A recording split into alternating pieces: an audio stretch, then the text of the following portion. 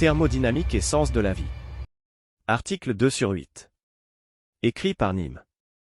Je vous ai laissé lors du dernier article sur une note mentionnant comment les esprits faustiens modernes choisissent la vie. C'est l'occasion pour moi d'expliciter à présent le terme vitaliste.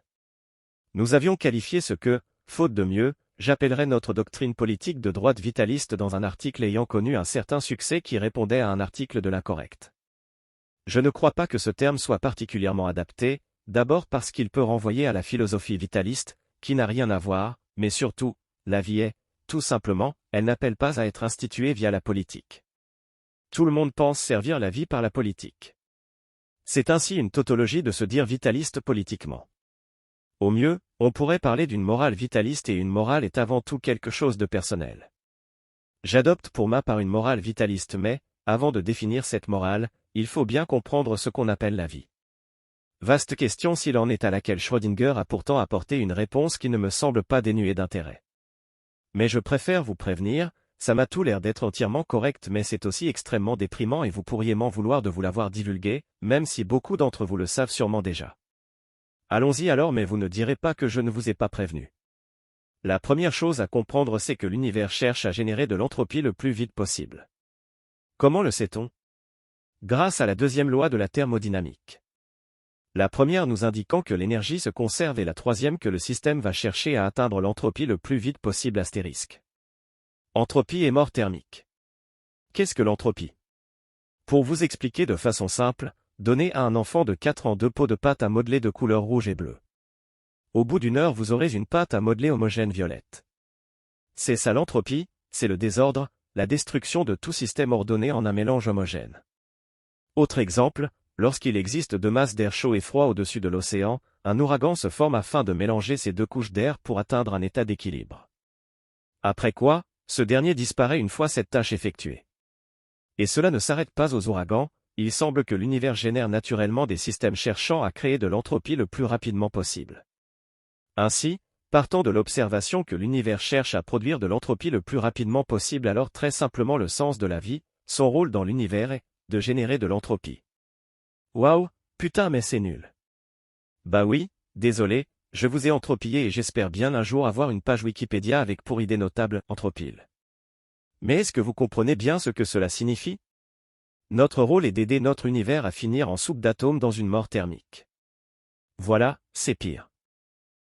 Lorsque j'ai appris pour la première fois notre progression inexorable vers la mort thermique, j'ai trouvé cela plutôt déprimant, et je n'étais pas le seul. Le pionnier de la thermodynamique Lord Kelvin a écrit en 1841 que le résultat serait inévitablement un état de repos et de mort universelle, et il est difficile de trouver du réconfort dans l'idée que l'objectif à long terme de la nature est de maximiser la mort et la destruction. Max Tegmark. Bon, je ne vais pas vous laisser là-dessus, Max Tegmark a aussi des nouvelles plus réjouissantes. Tout d'abord, la gravité se comporte différemment de toutes les autres forces et s'efforce de rendre notre univers non pas plus uniforme et ennuyeux, mais plus grumeleux et intéressant.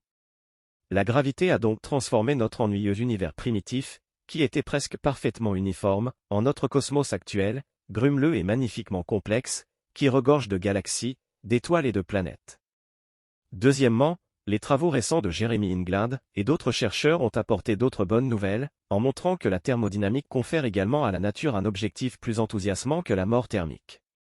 Cet objectif est connu sous le nom générique d'adaptation par dissipation, ce qui signifie essentiellement que des groupes aléatoires de particules s'efforcent de s'organiser de manière à extraire l'énergie de leur environnement aussi efficacement que possible. Dissipation signifie que l'entropie augmente, généralement en transformant l'énergie utile en chaleur, souvent en effectuant un travail utile au cours du processus. Par exemple, un groupe de molécules exposées à la lumière du soleil tendrait, avec le temps, à s'arranger pour absorber de mieux en mieux la lumière du soleil. En d'autres termes, la nature semble avoir pour objectif intrinsèque de produire des systèmes auto-organisés de plus en plus complexes et vivants, et cet objectif est inscrit dans les lois mêmes de la physique. Si l'enfant de 4 ans mélange les pots de pâte à modeler, c'est parce que d'autres individus ont au préalable créé une pâte bleue et une rouge qui l'ont mis dans des pots, ce qui est négantropique. Il existe donc deux pulsions, l'une destructrice qui cherche à tout niveler et l'autre créatrice qui cherche à ordonner. Comment concilier cette pulsion cosmique vers la vie avec la pulsion cosmique vers la mort thermique? La réponse se trouve dans le célèbre ouvrage What is Life? Publié en 1944 par Erwin Schrödinger, l'un des fondateurs de la mécanique quantique. Schrödinger a souligné qu'un système vivant se caractérise par le fait qu'il maintient ou réduit son entropie en augmentant l'entropie qui l'entoure. En d'autres termes, la deuxième loi de la thermodynamique comporte une faille dans la vie, bien que l'entropie totale doive augmenter, il est permis de la diminuer à certains endroits à condition qu'elle augmente encore plus ailleurs. Ainsi, la vie maintient ou augmente sa complexité en rendant son environnement plus désordonné. L'origine du comportement orienté vers un but. Si quelqu'un vous dit qu'il connaît l'origine de la vie, il y a de fortes chances que ce soit un menteur. Il est délicat de savoir avec certitude comment la vie est apparue sur Terre. Cependant, on pense qu'elle a pu apparaître dans les profondeurs de l'océan en tant que catalyseur. Dès 1994, Stuart Kauffman a mis en avant qu'en plus d'une structure dissipative, on pouvait voir la vie comme un système autocatalytique et capable d'homéostasie. Laissez-moi expliquer ces gros mots. Ce que Stuart Kauffman met en lumière ici, c'est que la vie trouverait sa source dans des systèmes chimiques initialement dépourvus des molécules d'ADN et ARN, qui vont naturellement émerger et se maintenir. Ces systèmes sont alors dits autopoïétiques. Non seulement ils se produisent eux-mêmes, en permanence et en interaction avec leur environnement, mais ils vont en plus maintenir leur organisation malgré des changements de composants et d'informations. C'est cela qu'on appelle l'homéostasie, un système de rétrocontrôle régulateur qui va apparaître afin de maintenir un facteur clé autour d'une valeur bénéfique. Ce facteur clé, je crois que c'est la dissipation d'énergie. Nous voyons ici comment l'origine du comportement orienté vers un but peut être retracée jusqu'aux lois de la physique, qui semblent conférer aux particules l'objectif de s'agencer de manière à extraire l'énergie de leur environnement aussi efficacement que possible. Un tel système peut littéralement se construire soi-même et se reproduire. Il est un tout qu'entien dont les parties existent par et pour le tout. Des bâtisseurs et des reproducteurs. Un excellent moyen pour un arrangement de particules de poursuivre cet objectif est de faire des copies de lui-même, afin de produire davantage d'absorbeurs d'énergie. À un moment donné, une disposition particulière de particules est devenue si douée pour se copier elle-même qu'elle est maintenant capable de le faire presque indéfiniment en extrayant de l'énergie et des matières premières de son environnement. Nous appelons cet arrangement de particules la vie. Notre rôle est donc d'augmenter l'entropie en ordonnant l'univers localement, agencer la matière de manière à extraire l'énergie de notre environnement aussi efficacement que possible. Nous sommes des bâtisseurs. Mais si une forme de vie se copie et que les copies font de même, le nombre total d'individus doublera à intervalles réguliers jusqu'à ce que la taille de la population se heurte à des limitations de ressources ou à d'autres problèmes. Le doublement répété produit rapidement des nombres énormes. Si l'on commence par 1 et que l'on double seulement 300 fois, on obtient une quantité supérieure au nombre de particules de notre univers. Cela signifie que peu de temps après l'apparition de la première forme de vie primitive, d'énormes quantités de matière avaient pris vie. Parfois, la copie n'était pas parfaite, si bien qu'il y eut bientôt de nombreuses formes de vie différentes essayant de se copier elles-mêmes, se disputant les mêmes ressources limitées. L'évolution darwinienne avait commencé. Si vous aviez observé tranquillement la Terre au moment où la vie a commencé, vous auriez remarqué un changement spectaculaire dans le comportement orienté vers un but précis. Alors qu'auparavant, les particules semblaient essayer d'augmenter le désordre moyen de diverses manières, ces modèles d'autocopie nouvellement omniprésents semblaient avoir un objectif différent, non pas la dissipation mais la réplication. Charles Darwin a élégamment expliqué pourquoi, puisque les copieurs les plus efficaces rivalisent avec les autres et les dominent, toute forme de vie aléatoire que vous observez sera bientôt hautement optimisée pour l'objectif de la réplication. Nous aussi sommes des parents, des reproducteurs. Au fur et à mesure que l'évolution biologique s'est orientée vers les humanoïdes, l'objectif lui-même a évolué vers la capacité de mieux penser que les adversaires et de manipuler l'environnement en conséquence. Il peut sembler que cet aspect de la loi des retours accélérés contredit la deuxième loi de la thermodynamique, qui implique que l'entropie, le caractère aléatoire d'un système fermé, ne peut pas diminuer, par conséquent, augmente globalement. Cependant, la loi des retours accélérés concerne l'évolution, qui n'est pas un système fermé.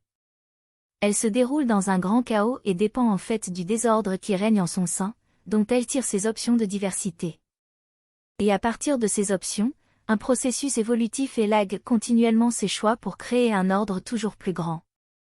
Ray Kurzweil, The Singularity is Near. Comment l'objectif a-t-il pu passer de la dissipation à la réplication alors que les lois de la physique sont restées les mêmes? La réponse est que l'objectif fondamental, la dissipation, n'a pas changé, mais qu'il a conduit à un objectif instrumental différent, c'est-à-dire un sous-objectif qui aide à atteindre l'objectif fondamental. L'entropie comme perte d'information sur le système. Comme le fait remarquer François Rodier dans son ouvrage La thermodynamique de l'évolution, il existe un lien entre l'entropie telle qu'on l'a décrite comme dissipation de l'énergie et l'entropie informationnelle de Shannon qui avait observé une perte d'information au cours du temps suivant les mêmes règles. Il arriva ainsi à mettre en avant qu'on pouvait envisager l'entropie comme la quantité moyenne d'informations à fournir pour spécifier l'état d'un système thermodynamique. Plus on a d'informations sur un système, plus son entropie est faible. La dissipation d'énergie serait équivalente à une perte d'informations sur le système. Rodier conclut alors que, un organisme vivant mémorise de l'information, créant une diminution de l'entropie, qui va lui permettre de créer de l'énergie libre transformée en travail mécanique, et la dissipation de ce travail mécanique produit de l'entropie qui est évacuée sous forme de chaleur. Il va plus loin en appliquant le même principe aux sociétés humaines. Autrement dit, la vie, afin d'augmenter sa négantropie accumule, stocke, sélectionne, organise, analyse et ordonne de l'information via plusieurs systèmes d'apprentissage comme l'évolution qui va sélectionner les gènes, le système nerveux et le cerveau qui vont capter et traiter des informations mais également nos bibliothèques, nos musées, nos ordinateurs personnels et nos serveurs connectés.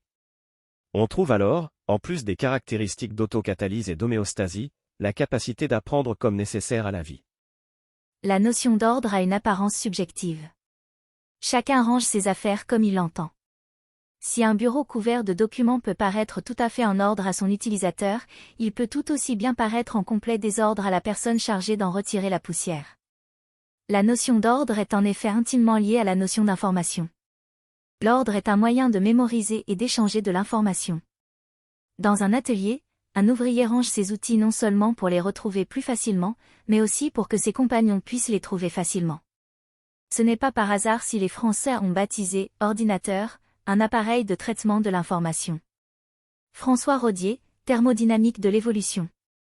Phénomène intéressant, le vieillissement peut être vu comme l'organisme subissant les lois de l'entropie. Le processus du vieillissement n'est rien d'autre que l'accumulation d'erreurs de réplication des cellules. Ainsi, on peut le voir comme une perte d'information sur le système qui conduit à une diminution de notre homéostasie, de notre capacité autocatalytique et de notre capacité à dissiper de l'énergie qui nous conduit finalement à la mort. De la même façon, les déboulonneurs de statues, les censeurs qui révisent notre histoire et nos œuvres, sont autant d'agents de l'entropie qui viennent augmenter les erreurs de réplication d'une culture ou d'une civilisation par la perte d'informations sur ces systèmes.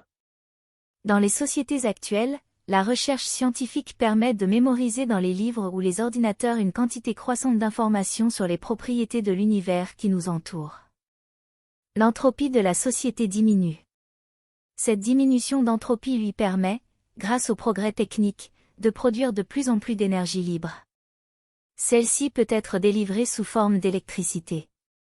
Elle est alors soit dissipée sous forme de chaleur, soit convertie en travail mécanique et dissipée ensuite. François Rodier, thermodynamique de l'évolution.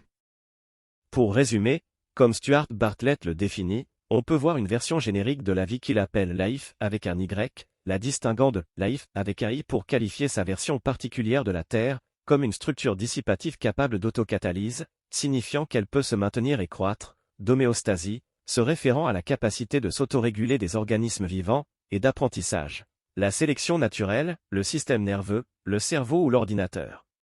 N'étant jamais que des moyens d'acquérir et de mémoriser des données sur l'environnement afin d'améliorer sa survie.